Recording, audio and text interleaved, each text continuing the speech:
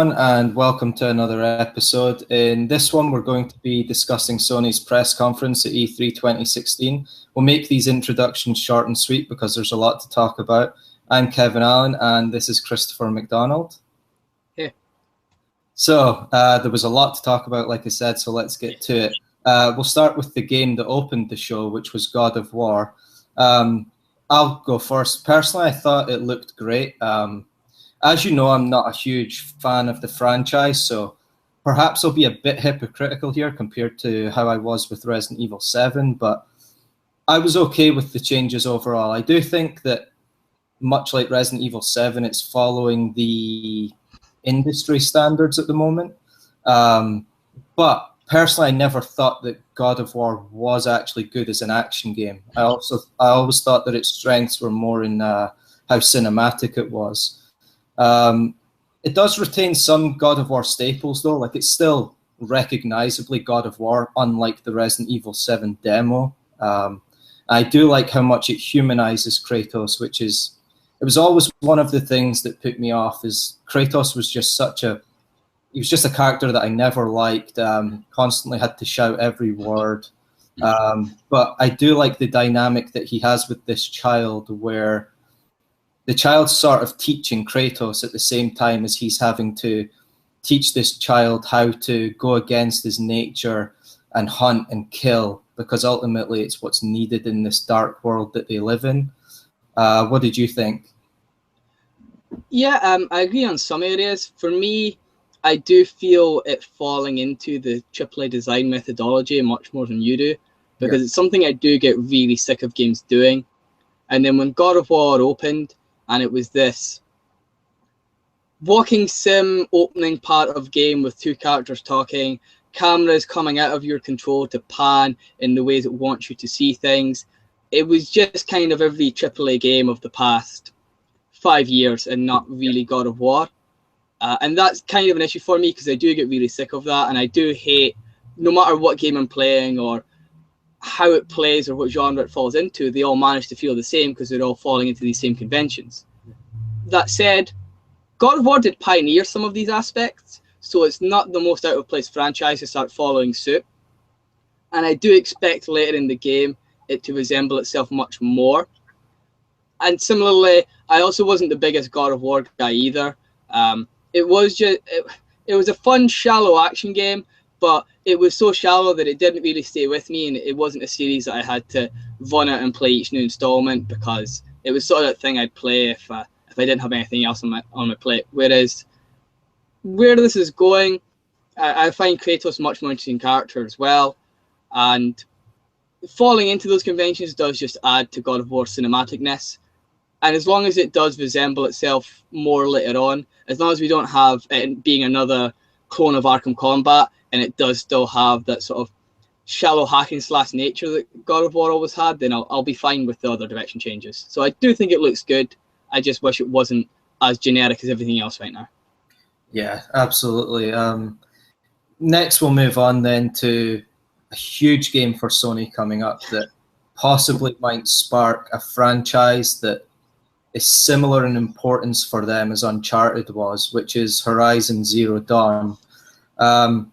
Once again, I think it's incredible. A year later, and it's still the game of the show for me. I love the setting. I love the world. I think Aloy already seems like a great character. You already love that character, and we barely know her. I love the tools at her disposal. I love the scale of the fights already, the variety of the enemies. So I can't wait for that game to come out. I expect it to just blow us away. What did you think? Yeah, I'm quite similar. Last year, my takeaway was this game looks amazing and incredible. It did last year look kind of a hybrid of stuff we'd all seen before in other places, but put together in a way that was much more interesting and dynamic than we'd seen them before.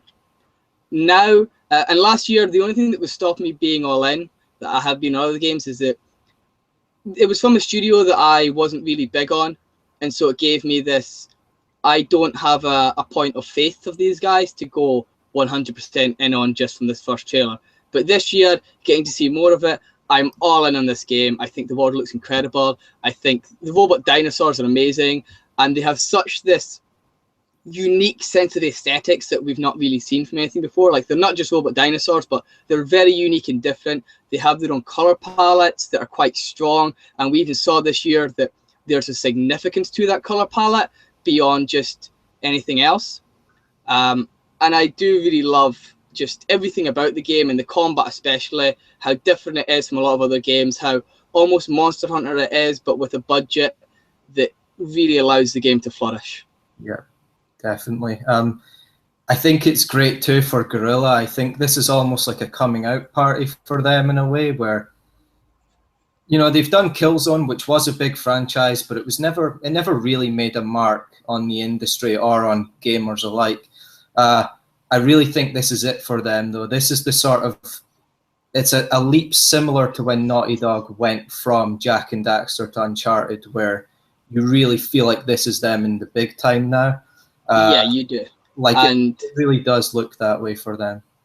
Yeah, it really does. And I really, this game really has captured people. And I am going to be surprised if this doesn't become like Sony's new identity franchise. And I hope it does, because if it doesn't, we might not be allowed for 4 to have been the end of Uncharted. But if it does work, then Sony probably will allow it, because they usually are a bit cooler than Microsoft about allowing stuff like that to happen. One thing, though, speaking of, you know, exclusive Sony stuff, one thing that a lot of people have been waiting on, and we got to see a bit of last year's Last Guardian, which we did get a bit more of this year. What we got to see this year was less focused, but it was it was shorter, but it gave a greater scope of the game. I do think it's looking great overall. And I think it's probably going to be a bit dated just because of where it's coming from. That studio probably haven't moved forward the way the world has, especially doing this game all that time. But I still think it's looking like a great experience worth having. Any thoughts of your own to say on it? Yeah, I can't help but feel like, maybe with a bit more substance than this one, but I can't help but feel like this is probably the way they should have showcased the game last year, when it was finally coming back after almost 10 years, because the way that their games play isn't a way that's easily showcased. You know, there aren't these big set piece moments and intense action sections, so it's very slow paced, and I think it's hard to really capture people with that at something like E3. So I think this was the right move for them, to show it more in a sort of cinematic sense, showing the scope of the game, But I think you're right that it is going to be dated. I think that's inevitable with how long it's been in development. One thing that leaps out to me is it's much more eco than Shadow of the Colossus, but I think we expected that anyway. But personally, I'm all in on it. I think that it's inevitable that it's going to disappoint just because of how long it's been out for how long it's been in development, even for a lot of people. But I'm all in, and I can't wait for it. Another game that intrigues me, and I think is very much like the developer's previous games, is Detroit. It seems like a classic David Cage Quantic Dream game, with the dialogue trees, the ability to reverse actions or go down different paths to create different outcomes to situations. In the footage that we saw at E3, it was like not quite an interrogation, but it was someone having to deal with someone that had taken someone hostage. So they were having to talk them down from going through with, ultimately, I think we see different outcomes, but killing the person that they're taking hostage.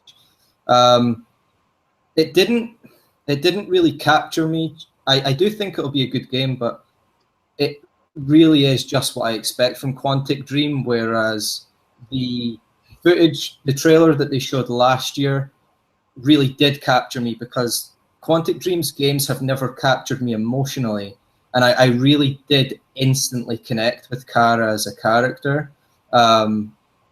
So I do wonder how the game is going to be. Obviously, Kara's going to be in it, so I think her sections will be great, but I just need to see more first before I can really be all in. But I don't know if that's how you feel yet.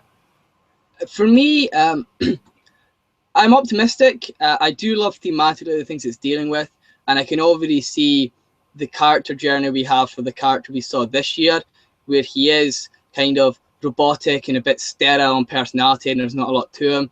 And he's going to go through these interrogation missions with these robots that have gone off the deep end, and slowly those are going to affect him into becoming more human. And I am definitely really interested in seeing that. And Kara's story I connected with a lot as well, just the cybernetics and robotics and what it is to be human and whether robots are human. And I love seeing that stuff. And I am really excited for what it's dealing with thematically. My only concern is where these games have somehow been last time and how they've kind of not worked out, people have felt. That does make me a bit cautious. But that aside, I do love what I'm seeing. So let's go with I don't think you get a bigger contrast here to go from one game to another like this, but Spider-Man, what did you think? Yeah, I liked what I saw. What they've shown, I don't think it's anything new for Spider-Man games. But we didn't see very much, so it's unfair to say that right now. But they've shown me something that definitely has me excited, definitely has me interested. Does resemble what people enjoyed of Spider-Man games of the past, and it does look like bringing that to modern consoles and maybe updating the handling and controlling a bit. But it doesn't look like anything very new. Yeah. For me, I think there's reason to be cautious with the game. Insomniac's a good developer. They've definitely made some great games in their time, but at the same time, they're capable of, I'd say, outright bad games. So it really depends on which Insomniac turns up for this. If it had been Sucker Punch, I would have been all in. With their experience on Infamous over the years, and the fact that they're on a great run, they almost never put out even mediocre games. I really think they were the perfect fit, and that's who'd been rumoured when we'd heard that a Spider-Man Sony exclusive was being made. But I guess we'll just have to see with Insomniac if they can deliver, because the trailer did resemble the way that the bad Spider-Man games have looked over the years. There's a lot of similar elements to it, so it's really seeing if they can make the difference this time around.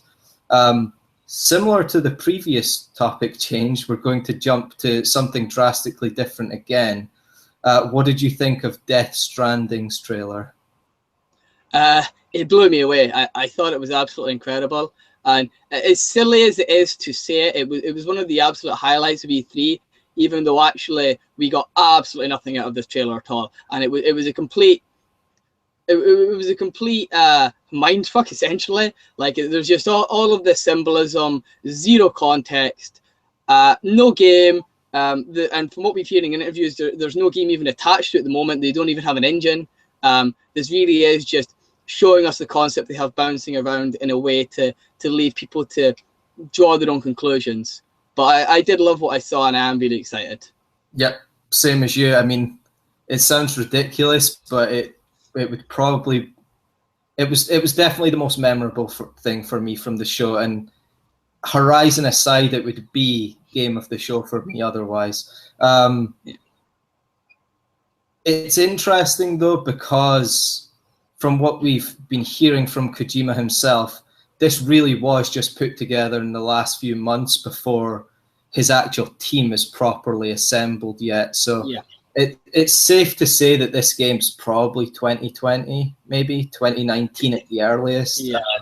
It's definitely a long way away, but it sounds incredibly unique. It looked unique. I love the elements that were at work there and the symbolism that was contained in the trailer. But like you were saying, there is just so little to go on at the moment, but certainly we're all in already.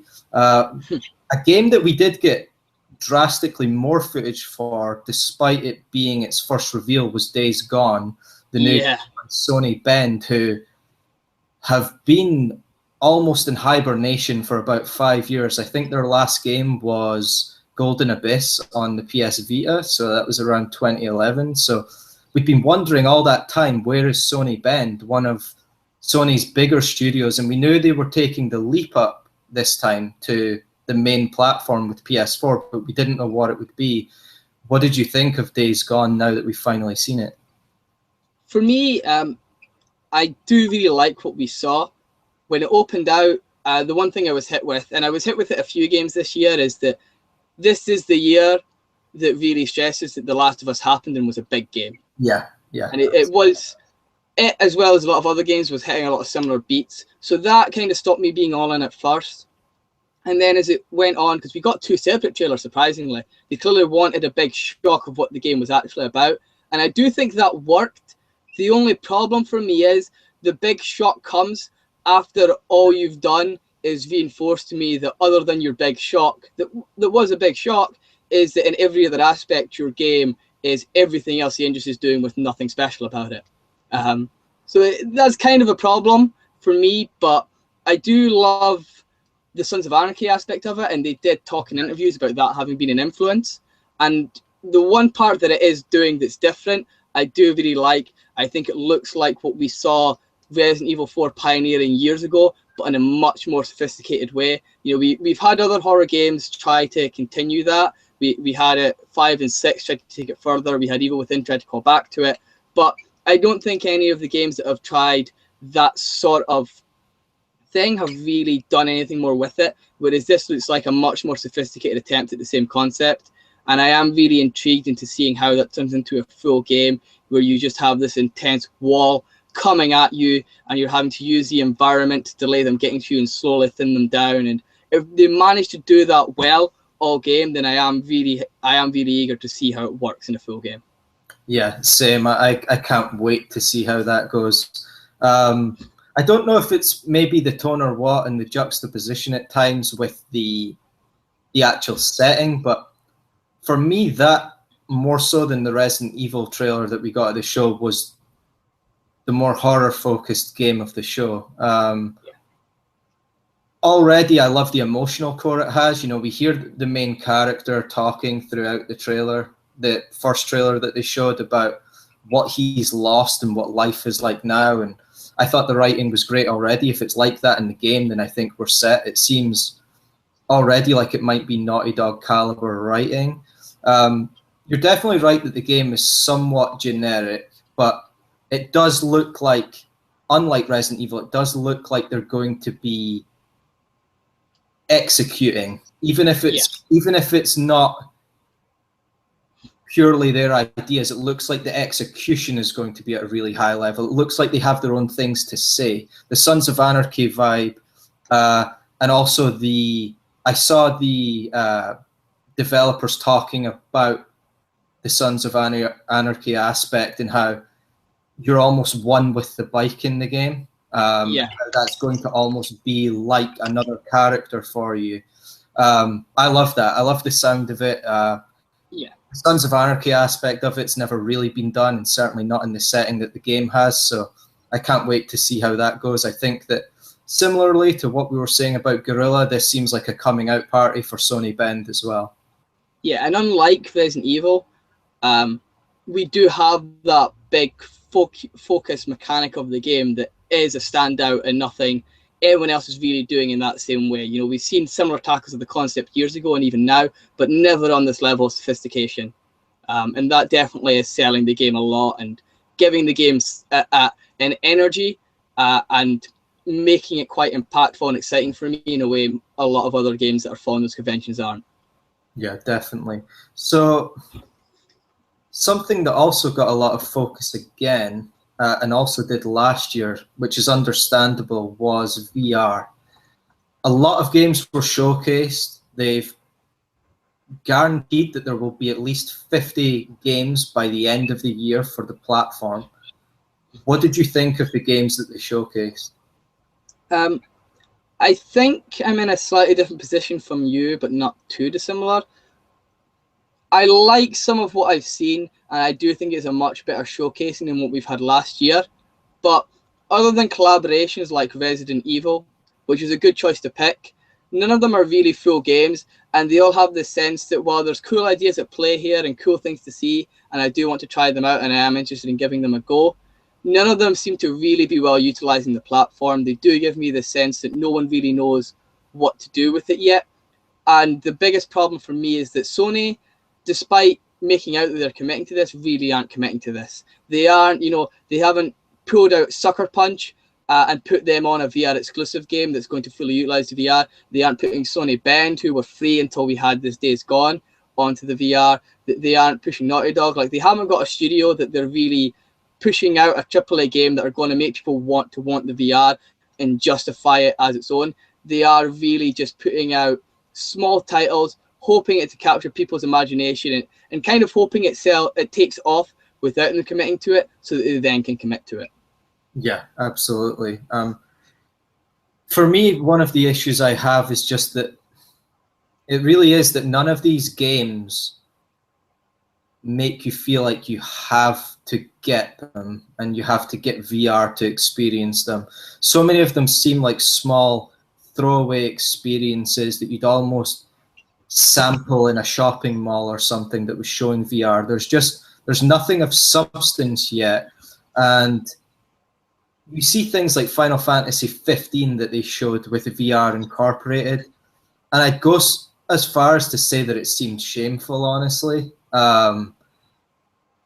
It was so badly incorporated into that game, and they were clearly bending that game to VR's will.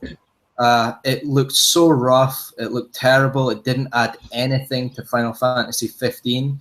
And if that's what we can expect from VR, then I don't like what lies ahead. I'm definitely optimistic about the tech, and I want VR to succeed, but I'm just waiting on reasons to be excited again for VR and for the games themselves. So it's really one of those things. I guess we'll have to see. There's 50 games, as I said, coming out by the end of the year, so we'll see how that progresses. But as for now, that was our thoughts on Sony's conference at E3 2016.